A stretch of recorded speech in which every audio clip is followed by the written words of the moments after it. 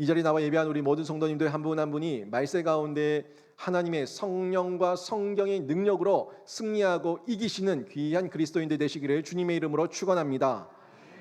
제가 요한일서 사랑의 교제를 계속 말씀드리고 있습니다. 저희가 사랑의 교제를 해야 되는데 우리가 사랑의 교제를 할 수 있는 방법은 예수 그리스도, 의의 빛 예수 그리스도의 빛을 받아서 그 빛으로 사랑의 교제를 하고 그 사랑의 교제는 결국 예수의 생명의 나눔이 되는 겁니다. 우리 안에 있는 빛이 내 빛이 아니라 예수의 빛이고 내 안에 있는 생명이 내 생명이 아니라 예수의 생명이라는 거예요. 예수의 빛을 받아서 반사하고 예수의 생명을 받아서 예수의 생명을 나누는 겁니다.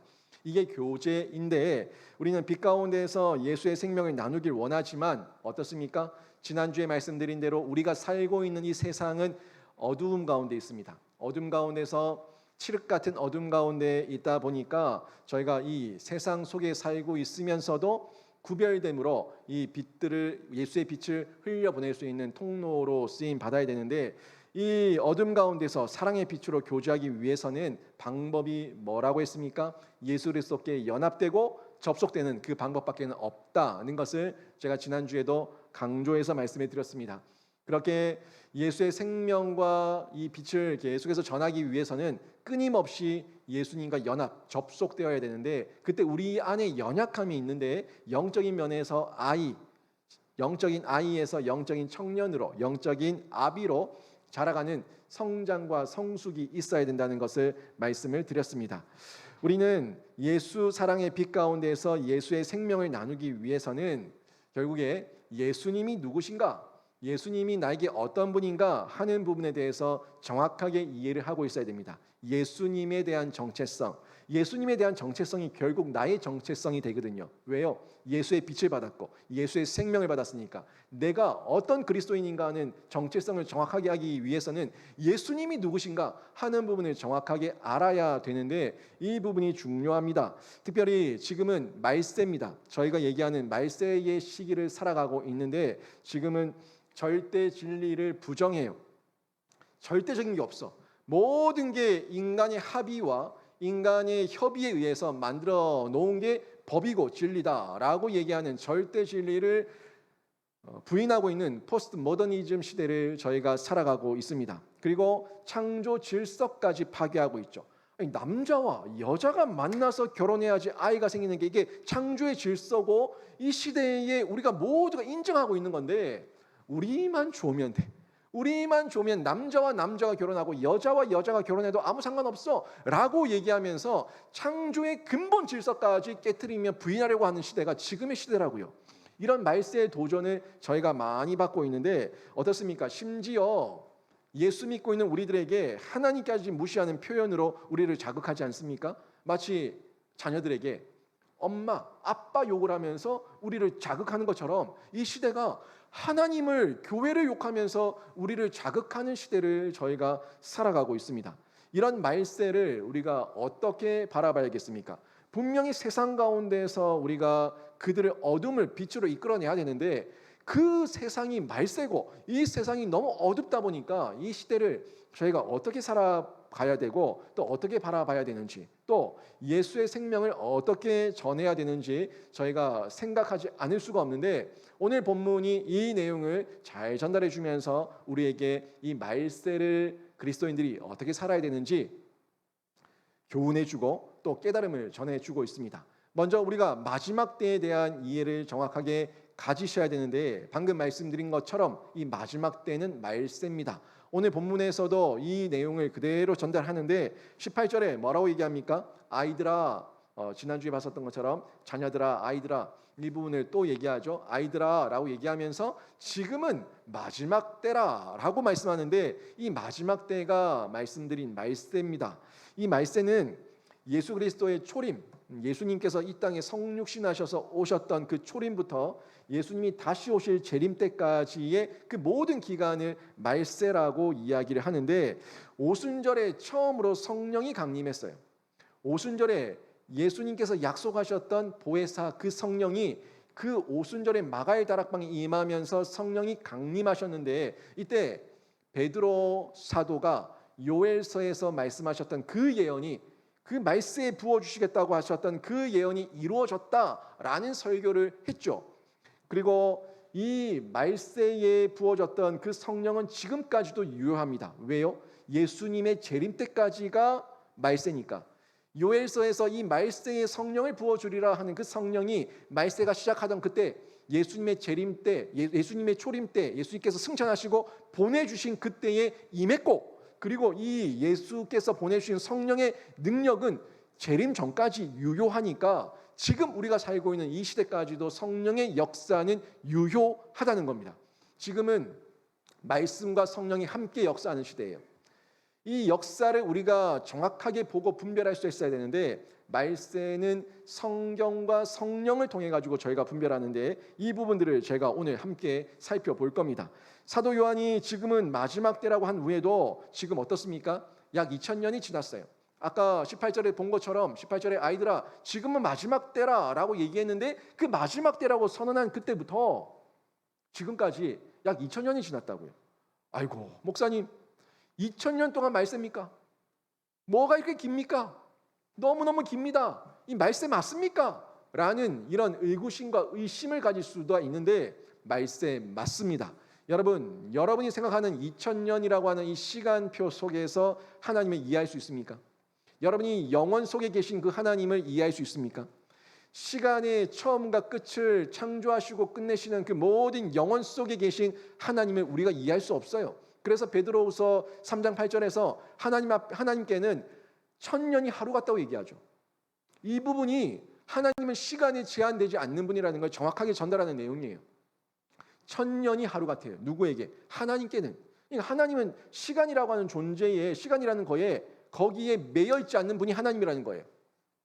만약에 우리 하나님이 시간의 제한에 당하고 시간에 갇힌 분이라면 하나님이 아니죠. 전지전능이 아니죠. 우리 하나님은 시간을 초월한 분이 우리 하나님입니다. 그래서 이 부분을 저희가 인간의 이해로 이해하는 것이 아니라 하나님의 영역으로 보면서 이해를 하고 받아들이셔야 되는데, 도표로 보시면은 이 부분은 이렇게 이해할 수가 있습니다. 제가 방금 말씀드린 것대로 초림, 예수님의 성육신이죠. 그리고 재림 때까지가 말세라고 이야기를 했는데, 이 말세가 지금 우리 때까지 유효하다는 걸 전달해 줬습니다. 그리고 제가 요한일서를 얘기하면서 옛 계명과 새 계명, 옛 계명과 새 계명을 얘기하면서 옛 시대, 새 시대를 같이 말씀을 드렸는데 어땠습니까? 서로 사랑하라는 이 계명은 분명히 옛 시대에도 있었던 옛 계명입니다. 그런데 그때는 율법으로는 할 수 없었던 옛 시대의 옛 계명이에요. 그래서 초림 옆으로 보면은 점선이 점점점점 있는데 완벽하지 않아요. 불완전해요. 온전히 이룰 수가 없어요. 분명히 옛 시대의 옛 계명으로 주어졌던 계명은 맞는데 율법으로는 할 수 없는 그것을 예수님께서 초림하신 그때부터는 쫙 연결된 한 선이 되었는데, 이 선은 율법으로 할 수 없던 그것을 율법의 완성 대신 예수 그리스도께서 완성하시고 이루셨다는 거예요. 모든 율법을 이루시기 위해서, 완성하시기 위해서 예수님께서 오셔서 새 시대의 새 율법으로 우리에게 전해주셨는데, 율법으로 할 수 없는 그것을 예수님의 사랑으로, 예수님의 능력으로는 할 수 있게 된 겁니다. 이 부분을 옛 계명, 새 계명으로 설명을 드렸는데, 옛 시대, 새 시대로 보시고 또 초림과 재림으로 이 말세라고 하는 이때를 이해하시면 됩니다. 여러분, 이 말세는요, 은혜의 때입니다. 긍휼의 때예요. 예수님께서 재림하신 그때로부터는 우리에게 다시금 회개의 기회가 없습니다. 그때는 뭐가 남아 있어요? 심판이 남아 있습니다. 심판이 남아 있는데, 예수님의 재림 전까지는 우리에게 말씀을 듣고 성령의 능력으로 깨달아서 돌아오면은 살 수 있는 기회가 주어져 있어요. 그래서 이 말세는요, 아직 재림 전까지는 은혜의 때다, 긍휼의 때다. 지금이 은혜 받을 만한 때요, 지금이 구원의 그때, 이때라고 얘기하는, 그게 바로 이 말세를 얘기하고 있는 건데, 여러분, 우리 모두가, 또 우리 모든 친족들과 이웃들과 이 어둠 가운데 있는 모든 사람들도 이 말세의 상황을 정확하게 이해하고 주님께 돌아오기만 하면 그들 모두가 구원받을 수 있는 은혜의 때, 긍휼의 때가 지금 이때인 줄로 믿습니다. 그래서 저희가 복음을 전하는 거죠.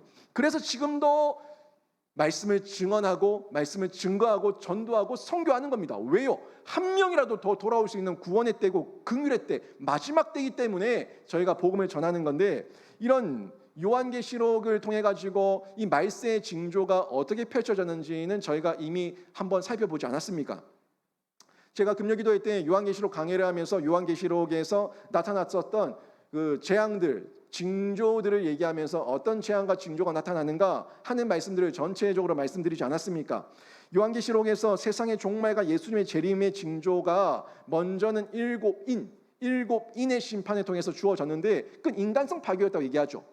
재난, 기근, 전쟁, 이 모든 부분들이 인간성이 파괴되다 보니까 탐욕과 욕심 가운데 서로가 서로를 죽이는 파괴로 나타나서 빼앗고 나눠주지 않고 내 거라고 속이고 내 거라고 가두면서 이러면서 이 재앙이 나타났다는 것을 말씀을 드렸습니다. 그리고 나서 환경 파괴에 대한 재앙도 말씀을 드렸는데, 일곱 나팔, 일곱 대접의 상황을 통해 가지고 이 환경 파괴, 이 온 지구가 이 피조물들이 함께 탄식하며 그들이 무너지고 모든 것들이 다 휩쓸려 나가는 이 역사에 대해 가지고 말씀을 드리지 않았습니까? 이런 상황은 지금 현 시대, 우리가 살고 있는 현 시대 가운데 그대로 다 나타나고 있어요. 제가 다 말하지 않아도 우리 주변과 이 인류 가운데 일어나고 있는 인간성 파괴를 여러분이 알고 있고, 제가 다 말하지 않아도 이 자연 파괴와 환경 파괴에 대한 모습들을 여러분이 다 보고 있습니다. 이게 말세의 징조라고요. 제 말이 아니라 하나님께서 성경을 통해서 이미 예언하셨던 그 말씀이 그대로 나타나고 있는데, 이런 마지막 때의 인식, 마지막 때의 징조를 보면서 우리 신자들은 바른 인식을 가지고 경성해야 됩니다. 아, 지금이 말세구나. 지금이 하나님께서 말씀하셨던 성경 그대로 나타나는 그때구나 하는 걸 알면서 경성하면서 살아가야 되는데, 경성하면서 살아간다고 시한부 종말론에 빠지면 안 돼요. 시한부 종말론에 절대 빠지면 안 됩니다. 그 이단들은요, 그들의 모습들, 그들의 내용들은 다 틀렸어요. 잘못된 인식입니다. 이 종말에 대한 잘못된 인식을 가진 시한부 종말론의 교리에 젖어들게 되면 우리가 망가지게 되는데, 이것은 종말과 재림의 때는 아무도 모른다. 분명히 성경에서 종말과 재림의 때는 하나님 외에는 아무도 모른다라고 얘기했던 그 내용과 정면으로 배치되는 내용이기 때문에 틀렸다는 거예요. 그들이 알지 못합니다. 그들이 몇 년, 몇 월, 며칠 세상이 망한다. 다 틀린 거예요. 왜요? 하나님 외에는 그 누구도 알지 못한다고 성경이 말씀했기 때문에 그런 말을 얘기하고 떠드는 사람들은 전부 다 뻥입니다. 여러분, 이런 사람들의 이단들에 빠지게 되면은 어떤 모습으로 나타납니까? 자신의 인생에 있어서 게으름이 나타나요.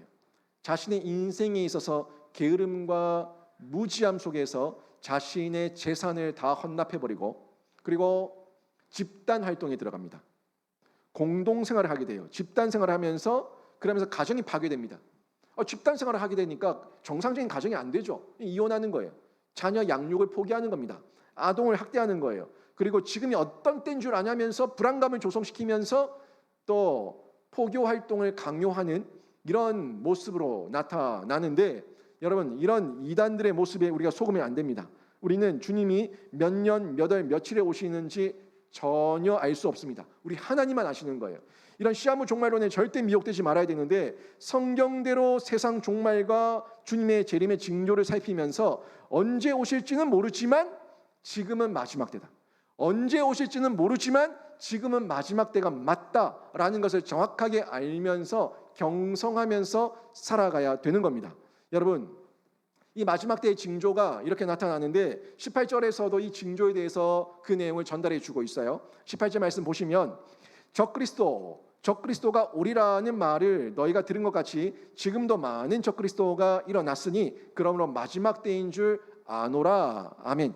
지금 요한 사도는 마지막 때의 징조에 대해 가지고 적그리스도의 출현에 대해서 전달해 주고 있는데, 예수님께서 이미 제자들에게 세상의 종말의 징조들을 말씀하셨습니다. 그래서 지금 뭐라고 얘기해요? 너희가 들은 것 같이 누구에게? 예수께 들은 것 같이 마지막 때에 적그리스도가 많이 나타날 것이다. 우리를 미혹할 것이다. 말씀하지 않았냐? 얘기하고 있는데, 예수님께서 실제 마태복음 24장 5절에서 이런 말씀을 하셨죠. 많은 사람이 내 이름으로 와서 나는 그리스도다, 나는 그리스도라 하여 많은 사람을 미혹하리라. 아멘. 예수님께서 이 말씀을 하셨다고요. 내 이름, 누구의 이름이에요? 내가 예수다, 내가 이 땅에 온 예수다 라고 얘기하는 이런 미혹하는 이단들이 나타날 것을 얘기했는데, 바로 요한이 적 그리스도가 오리라는 말을 너희가 들은 것 같이 이 말이 연결되는 같은 뜻에서 얘기하고 있는 부분이죠. 예수님께서 종말의 징조를 말씀하실 때에는 전체를 보고 얘기하셨어요. 이 유대인들은 처음 들을 때 당장 일어났던 일이 예루살렘의 멸망이었기 때문에 예수님께서 망하겠다, 예수님께서 멸망당한다, 예수님께서 모든 것들이 무너진다, 돌 위에 돌 하나도 남기지 않고 다 무너진다 하는 말을 그냥 예루살렘 도성의 멸망 정도로만 이해를 했었는데, 그게 아니에요. 예수님께서 말씀하셨던 이 멸망의 징조와 재림의 징조에 대한 내용들은 전체를 얘기하고 있어요. 예루살렘의 멸망과 함께 이 온 인류와 세계의 멸망을 함께 전달해 주고 있는데, 이 부분을 여러분이 어떻게 이해하시면 되냐면, 여러분 보세요. 여기서 저 먼 곳에 있는 앞산을 본다고 해봐요. 또 저 먼 곳에 있는 팔공산을 본다고 생각해봐요. 멀리 있으면 멀리 있을수록 그 산은 어떻게 보입니까? 하나로 보여요. 하나의 산으로 보인다고요. 근데 그 앞에서 보면 그 산이 어떻게 보입니까? 여기도 봉우리, 저기도 봉우리, 여기도 봉우리. 야, 봉우리가 많구나. 산이 하나로 된 게 아니라 참 다양한 모양과 모습으로 산들이 어우러져 있구나 하는 걸 보시게 될 겁니다.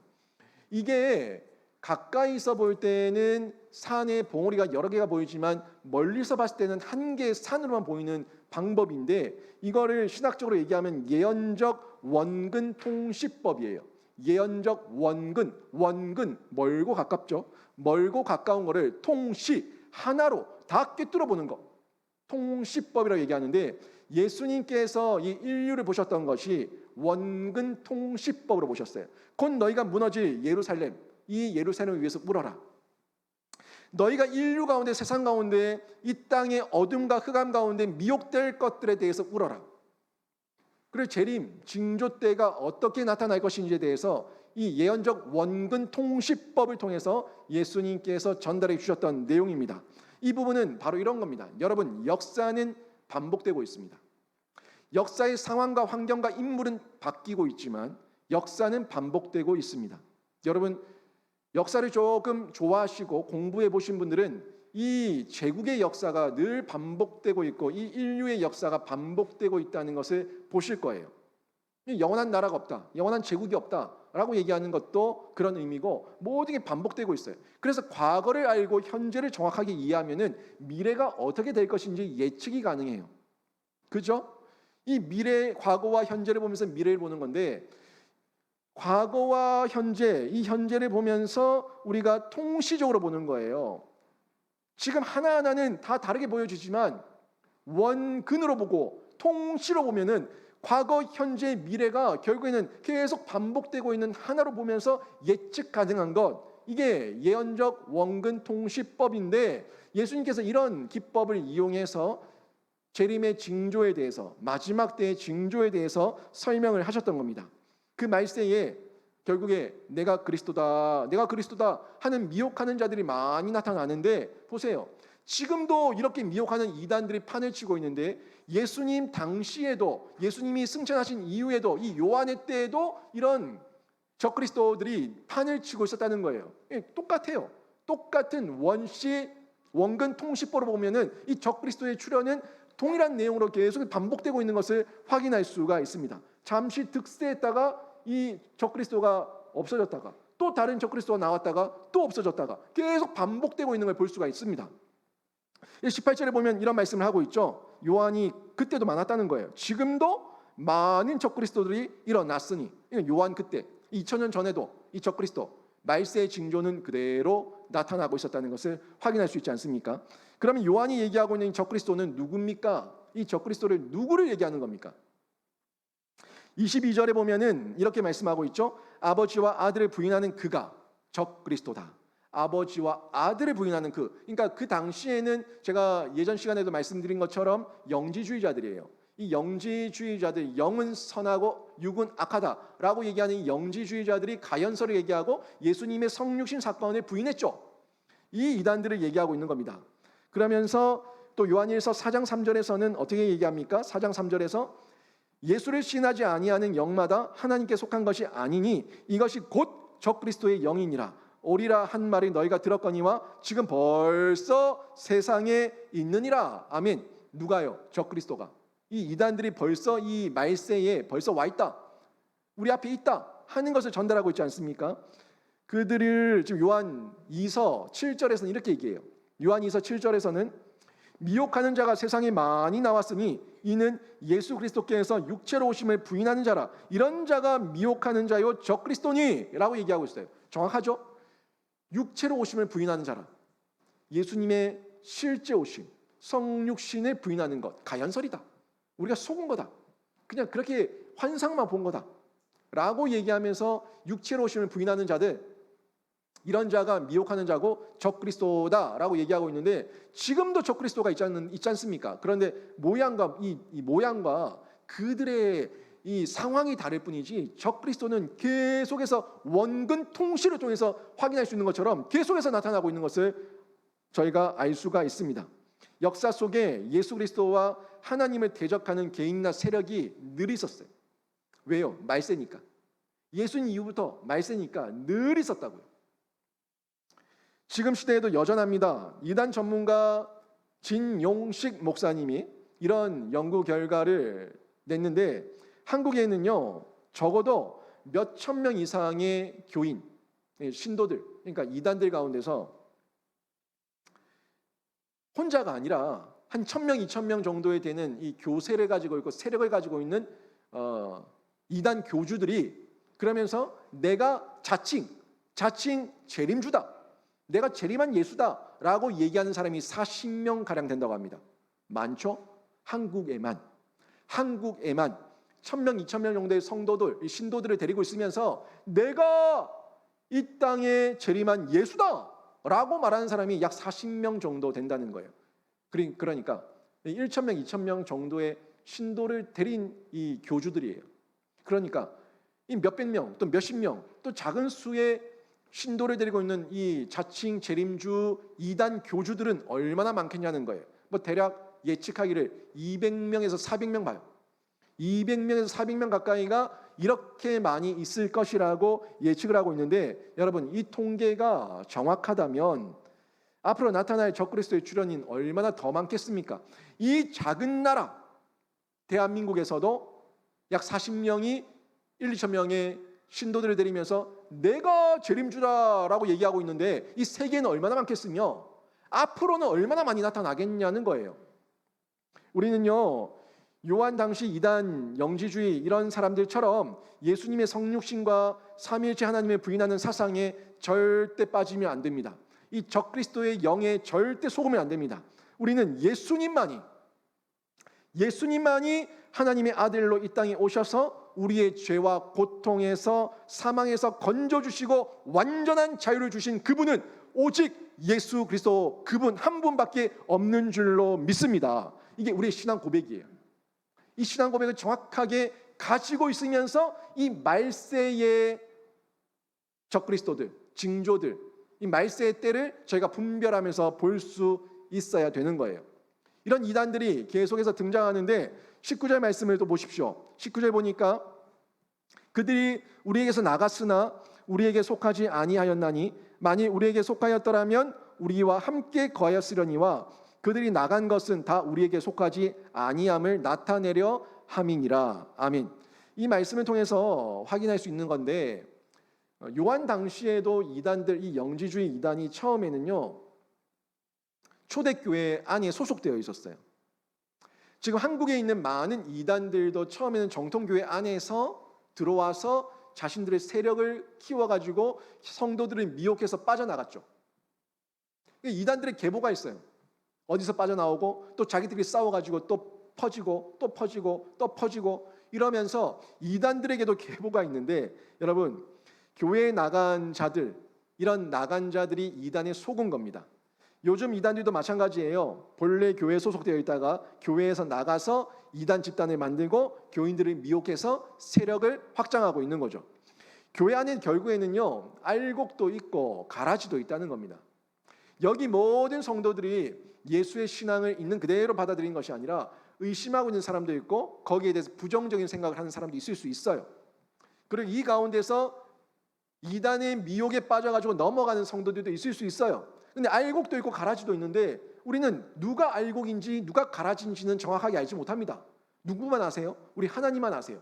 알곡이었다가 알곡인 줄 알았는데 가라지인 사람도 있고, 가라지였는데 알곡으로 바뀐 사람도 있고, 회심해서 돌아오는 사람도 있고, 다양한 사람들이 있다 보니까 우리가 판단할 부분은 아니고 하나님께 맡길 영역인데, 이 내용을 보면서 저희가 분명하게 알고 이해를 해야 되는 것은 누가 알곡이냐 누가 가라지냐는 정확하게는 알 수 없지만 정확하게 알 수 있는 한 가지가 뭐냐면, 정통교회에 있다가 이단으로 넘어갔다가 거기서 영원히 돌아오지 않고 거기서 생애를 마감한 사람, 이 사람은 가라지입니다. 분명히 알곡이었으면 돌아와야 된다고요. 근데 떠나서 끝끝내 돌아오지 않고 주님 앞에 간 사람들, 이 땅에서 생을 마감한 사람들, 그 사람들은 가라지였다는 게 명확해지는 거예요. 여러분, 그런데 이 성도들이 왜 속습니까? 여기에 왜 넘어갑니까? 이 이단들에게 안 넘어갈 것 같은데 왜 이렇게 넘어가냐고요. 안 넘어갈 것 같죠? 정말 안 넘어갈 것 같은데 알곡인 줄 알았는데 가라지가 돼버린 사람들이 너무나 많아요. 이단 전문가 진용식 목사님의 또 연구 결과에 의하면, 여러분, 한국에 이단들의 숫자가 어느 정도 된다고 예측하십니까?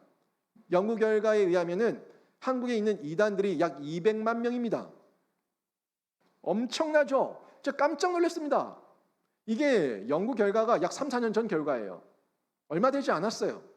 그 당시에 이단에 빠진 사람들이 약 200만 명이라고 해요. 그런데 국가에서 통계청을 통해 가지고 인구 조사를 하면서 자신의 종교를 파악하는데 종교에 개신교로 표시한 사람이 몇 명이에요?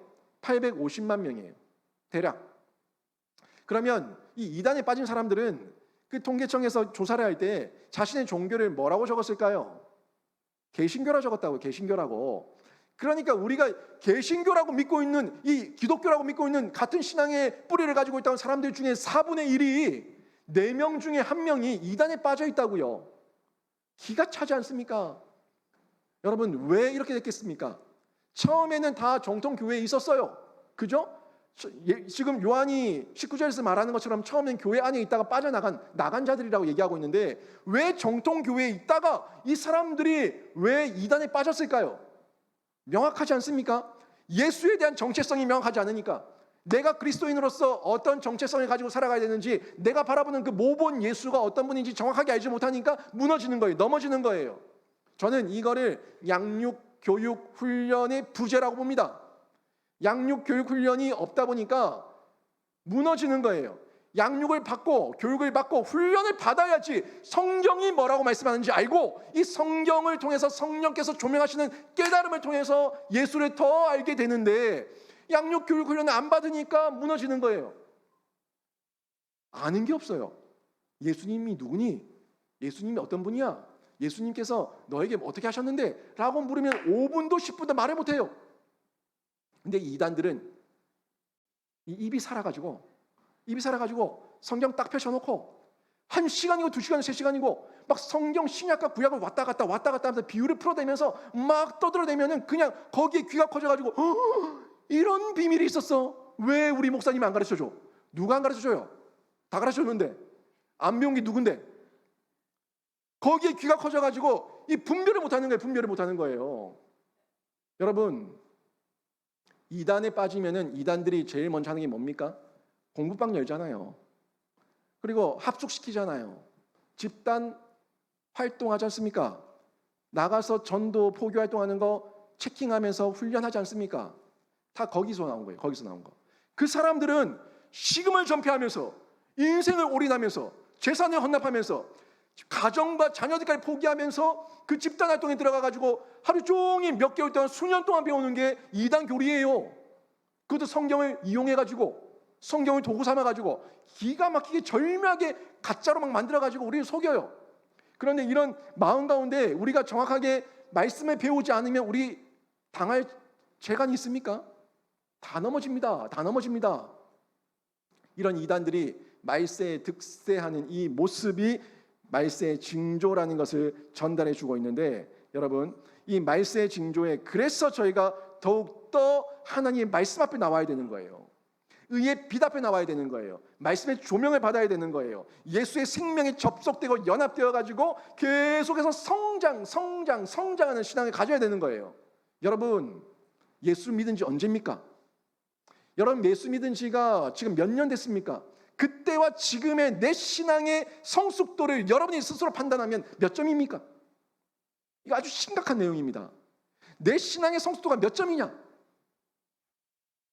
그때나 지금이나 그때 그놈이 지금 이놈이다 라고 얘기하면은 아무런 변화가 없는 거예요. 이단들은 6개월만, 1년만 자기들 시스템 속에 밀어넣어가지고 막 돌려버리면 그 사람의 정신 상태를 바꿔버리는데, 어떻게 정통교회에서는 10년, 20년, 30년, 아니 모태로부터 지금까지 예수를 믿어도 한 번도 안 바뀌어요. 바뀐 게 없어요.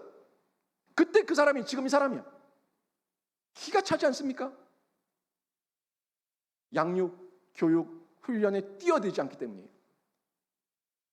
그러면서 그저 바라는 건 기름 부으심만 바래요. 기름 부어 주시옵소서. 기름 부어 주시옵소서. 이 기름 부으심을 또 성령의 기름 부으심만 이해를 해요. 성령의 기름 부으심만 생각하니까 은사로 빠져버립니다. 은사 운동에 미쳐버리는 거예요. 성경 없이, 알맹이 없이, 진짜 본질 없이 그냥 외적인 이적과 기적, 귀신이 하는지 마귀가 하는지 누가 하는지 알지도 못한 채 그냥 신비한 일들만 나타나면 미쳐가지고 거기에 맹신하는 거예요. 여러분, 기름 부으심은요, 성경의 기름 부으심이 있고 성령의 기름 부으심이 함께 있습니다.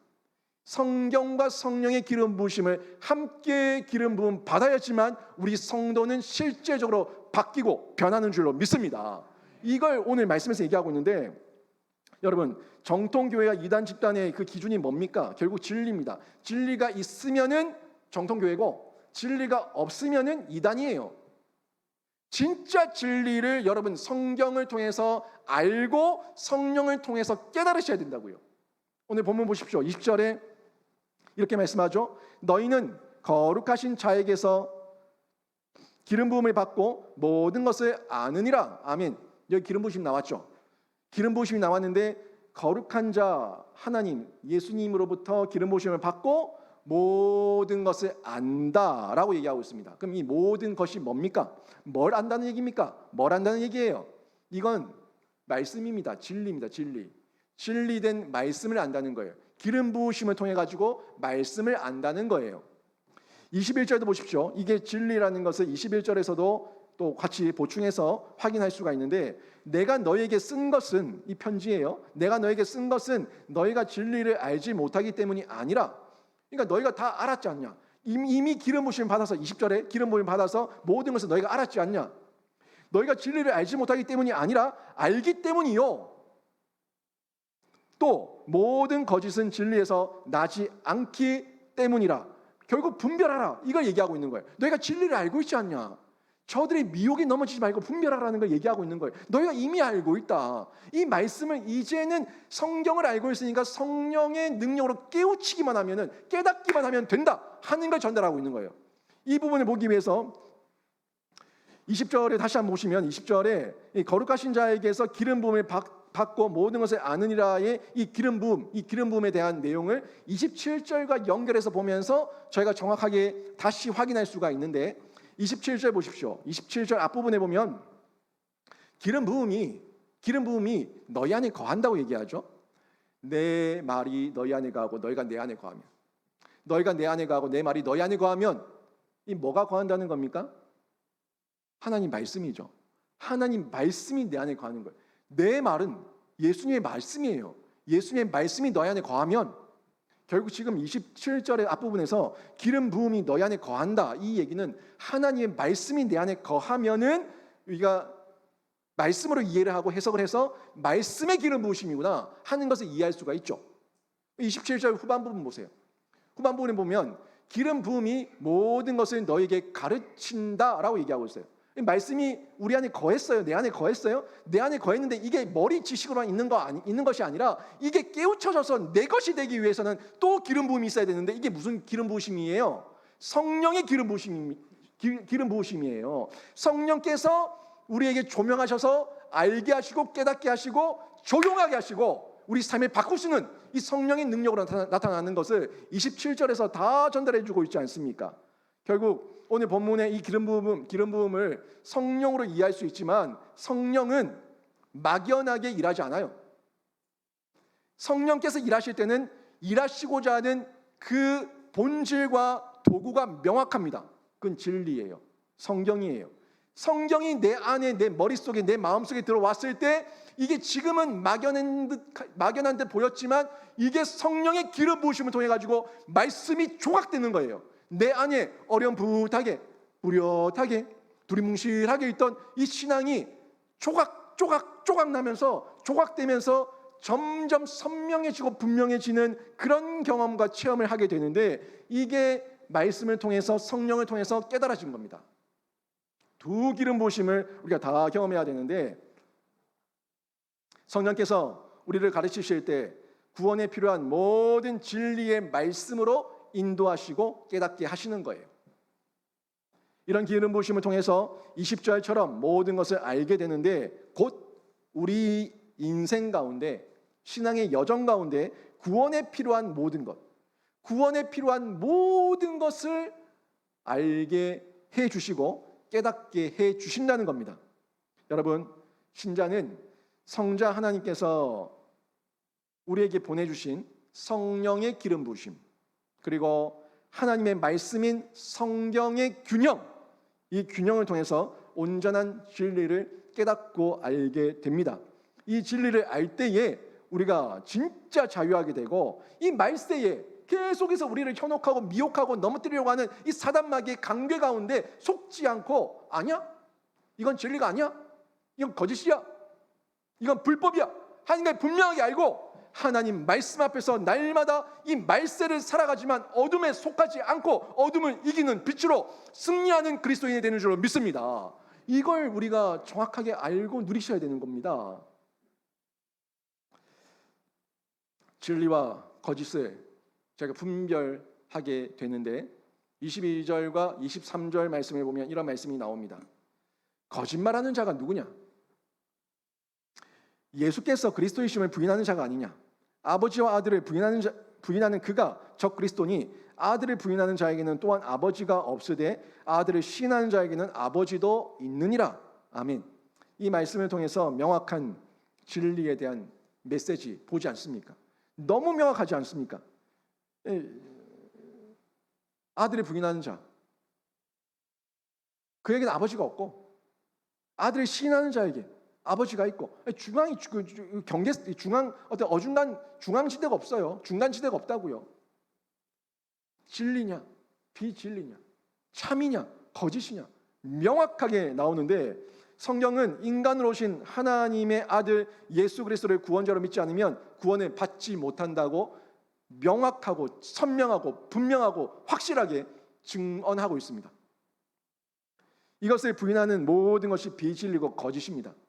여러분, 뭐로 가나 어떻게 하든 서울만 가면 된다 이런 말이 있는데 이런 말이 우리의 신앙 체계에도 적용이 됩니까? 절대 안 됩니다. 기독교든 타 종교든 어떤 종교를 믿든 하나님만 믿으면 천국 간다. 종교 통합을 자꾸 얘기하는데 다 아닙니다. 안 됩니다. 뻥입니다. 거짓입니다. 불법입니다. 있을 수가 없는 얘기예요. 여기에 현혹되면 안 됩니다. 이 모든 게 거짓이고 비진리입니다. 어떤 사람들은 예수를 믿어야 구원받는다는 우리들의 사상, 우리들의 신앙과 신념을 편협하다고 얘기해요. 어떤 이는 종교 간의 마찰을 일으키지 않고 종교 간의 평화와 인류의 대통합을 이루자고 주장합니다. 뭐로 믿든 뭐로 믿든 그냥 신만 믿으면 되지, 잘 믿으면 되지, 뭐가 중요하냐? 다 틀렸다고요. 어떤 이는 종교들 간에 섬기는 신이 있지 않냐? 그 신의 이름을 God, God, 하나님이라고 두고 그냥 원형을 그리자. 원형을 그리면은 다 이름만 다를 뿐이지, 그 신들의 이름만 다를 뿐이지, 절대자고 우리가 믿는 절대 신이니까 하나 아니냐, 원형을 그리자 라고 얘기하는 사람도 있어요. 종교 다원주의 시대 가운데 종교 통합을 얘기하는 이 모든 것 다 거짓입니다. 다 뻥입니다. 다 불법입니다. 이건 있을 수가 없는 일이에요. 여러분, 여기 속으시면 안 됩니다. 어찌 믿든 이름만 하나님으로 두고 믿으면 구원을 받는다는 모든 종교는 거짓이고, 그 이유가 성경에 나와 있는데, 성경에서 뭐라고 얘기합니까? 예수님께서 요한복음에서 뭐라고 말씀하셨습니까? 요한복음 14장 6절 말씀 같이 한 목소리로 봉독합니다. 시작. 예수께서 이르시되 내가 곧 길이요 진리요 생명이니 나로 말미암지 않고는 아버지께로 올 자가 없느니라. 아멘. 통합 얘기하고 마차 일으키지 말자 얘기하고 그럴듯하게 평화주의자인 것처럼 포장하면서 오는 그 모든 미혹의 영들, 여러분 끊어버리시기를 바랍니다. 다 거짓이에요. 다 뻥이에요. 여기에 앞장서고 있는 게 가톨릭입니다. 가톨릭이 여기 앞장서고 있다고요. 여러분, WCC 문제들을 보면서 보지 않습니까? 보지 않습니까? 예수 그리스도 외에는 구원의 길이 없는 줄로 믿습니다. 이게 저의 신앙 고백이에요. 여러분의 신앙 고백이에요. 속으면 안 됩니다. 요즘 기독교와 이슬람교까지 통합하려는 시도가 일어나고 있어요. 기가 차죠. 어차피 토라, 우리 모세로부터 내려왔던 그 계명을 지키는 우리 한 뿌리 아니냐? 너희는 야훼 하나님, 여호와 하나님이라고 얘기할 뿐이고 우리는 알라라고 얘기할 뿐이니까 우리는 어차피 한 뿌리다. 어차피 한 뿌리다. 한 핏줄 아니냐? 라고 얘기하면서 뭐라고 얘기해요? 크리스람을 만들자고 얘기해요. 기가 차죠? 크리스찬과 이슬람을 합쳐서 크리스람을 만들자고까지 얘기하는 지경에 이르렀습니다. 여러분, 절대 하나 될 수 없습니다. 빛과 어둠이고 기름과 물입니다. 절대 하나 등이 불가합니다. 예수 그리스도 외에는 그 어떤 구원의 방도가 없는 줄로 믿습니다. 이거 확실히 믿으셔야 돼요. 확실히 믿으셔야 돼요. 내가 재림주다, 다 뻥이에요. 예수님께서 말씀하시기를 그때와 그 시기는 하나님 외에는 그 누구도 알지 못한다고 얘기했어요. 내가 예수라고, 내가 재림주라고 얘기하는 그 모든 것들이 이단 사입입니다. 넘어가면 안 됩니다. 여러분, 알곡이라 얘기하고 가라지라고 얘기하는 것은 그거는 편협이 아니라 진리입니다. 참이에요. 빛을 빛이라 얘기하고 어둠을 어둠이라 얘기하고 흑암을 흑암이라 얘기하고 광명을 광명이라 얘기하는 것은 그거는 어둠이 아니라 편협이 아니라 참이고 진리입니다. 남자를 남자라 얘기하고 여자를 여자라 얘기하는 것은 이건 편협이 아니라 진리입니다. 이건 명확한 거 아닙니까? 여러분, 우리가 이 속에서 속으면 안 됩니다. 사람을 사람이라 얘기하고 원숭이를 원수라 얘기하는데 원숭이를 원숭이라 얘기하는 게 이 편협입니까? 원숭이가 사람이 됐어요? 사람은 사람이고 원숭이는 원숭이에요. 이건 진리라고요. 창조의 법이라고요. 그 중간 과정이 어떤 역사 현장에도 본 적이 없어요. 나타난 적이 없어요. 지금도 존재하지 않아요. 근데 어떻게 원숭이가 사람이 됩니까? 지금 존재가 없는데, 그 중간 존재가 없는데 왜 여기에 사람들이 다 속아 넘어갑니까? 미혹의 영이에요. 진리에 대한 이 명확한 깨달음이 없으니까 성경도 모르고 성령의 깨달음도 없으니까 모르는 겁니다. 예수가 우리를 구원하시는 유일한 구원자 한 분밖에 없고 길이요 진리요 생명이고 우리에게 영원한 영생을 주실 분은 예수 그리스도밖에 없다고 말씀을 전하는 복음은 편협이 아니라 진리입니다. 성경 나와 있는 말씀 그대로 우리는 전달하고 증거하는 복음의 진수고 복음의 핵심이고 성령의 참된 진리인 줄로 믿습니다. 이거 믿으셔야 돼요. 이것이 있을 때 우리가 미혹의 영 가운데서 이기고 끝까지 견디며 인내하며 견인하는 거예요. 이 견인 한자어를 잘 보십시오. 이 견인은 차가 차를 끌고 가는 견인이 아닙니다. 차가 차를 끌고 가는 견인이 아니라 굳을 견, 참을 인자예요. 이 굳게 참는 겁니다. 강하고 굳은 심령으로 흔들림 없이 끝까지 견디는 게 견인이에요. 구원의 서정 가운데, 구원의 여정 가운데 하나님께서 택자를 끝까지 놓지 않으시고 끝까지 견인하신다는 그 말씀이 있죠. 이 견인이 끌고 가는 견인이 아니라, 강제로 질질 끌고 가는 견인이 아니라 스스로가 말씀과 성령으로 깨닫고 알아서 끝까지 견디고 인내하며 버티는 것, 이 견인이에요. 왜요? 말씀의 능력 때문에, 성령의 능력 때문에. 24절에 이 말씀이 나옵니다. 너희는 처음부터 들은 것을 너희 안에 거하게 하라. 처음부터 들은 것이 너희 안에 거하면 너희가 아들과 아버지 안에 거하리라. 아멘. 여기 말씀에서 처음부터 들은 건 뭐예요? 예수님께 들은 거죠. 아까 말씀드린 것처럼 예수님께 들은 거, 진리, 말씀, 또 사도들을 통해서 그대로 들은 진리, 말씀, 이 말씀을 그대로 지키면서 그 안에 거하라는 거예요. 여러분, 하나님 말씀에 가감하지 마십시오. 하나님 말씀을 더하지도 마시고 빼지도 마세요. 말씀은 말씀 있는 그대로 여러분이 받으시면서 수납하시고 아멘으로 받으시기를 바랍니다. 분명히 받으셔야 돼요. 빼면 안 됩니다. 더하면 안 됩니다. 지금 사도 요한이 너희가 처음 들은 거 그거 그대로 지키라고. 영원토록 영원까지, 영원에서 영원까지 무궁토록 1.1핵도 변함없는 이 말씀, 처음 들은 말씀 그대로 믿으라고. 그 말씀을 얘기하는데 그 안에 거하라고 얘기해. 거주하라고 얘기해. 거주하는 것은 그 말씀 안에서 끝까지 견디고 살고 떠나지 않으면서 누리는 겁니다.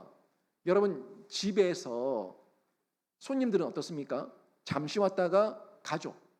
방문했다가 가죠. 근데 손님들은 그 집에 있는 모든 것을 누리지 못합니다. 근데 그 집에 사는 사람은 그 모든 것을 누려요. 그 안에 있는 모든 것들을 있는 그대로 누리는데 지금 그걸 거하라고, 거주하라고 지금 말씀하고 있는 거예요. 성경의 말씀, 이 말씀을 예수 그리스도께 연합되고 접속된 그 모습 그대로 너희가 그 안에서 거주하면서 누려라고.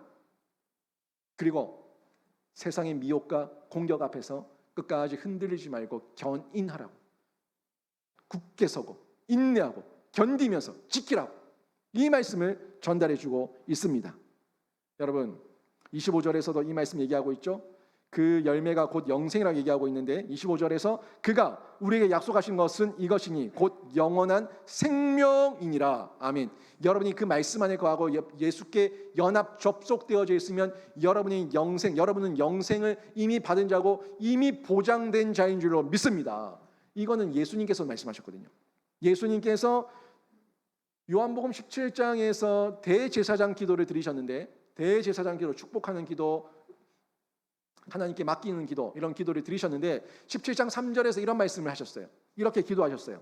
영생은 곧 유일하신 참 하나님과 그가 보내신 자, 누구죠?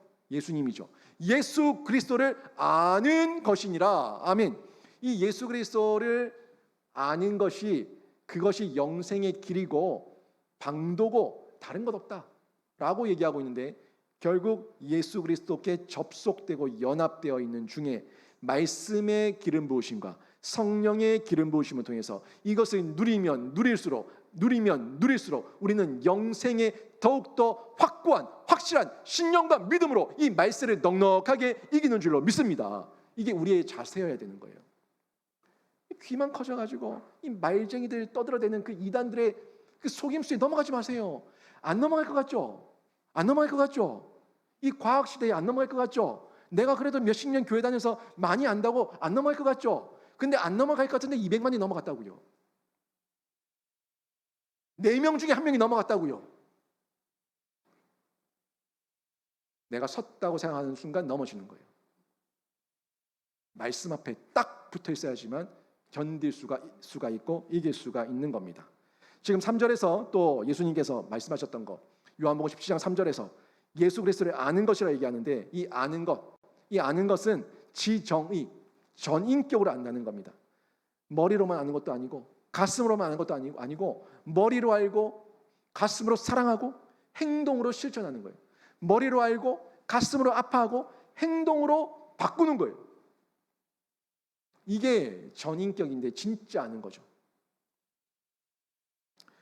여러분, 예수를 알고 성경을 알고 성령을 안다고 하면서 세상의 미혹과 여러분의 감정의 요동침에 속지 마시고 끝까지 견인하시면서 여러분 마음을 지키시기를 바랍니다. 여러분, 저희가 믿을 거는요, 예수님과 말씀밖에 없습니다. 저 믿지 마세요. 사람 믿지 마세요. 사람 믿으면은 상처가 돼요. 사람은 사랑의 대상이지 믿음의 대상이 아닙니다.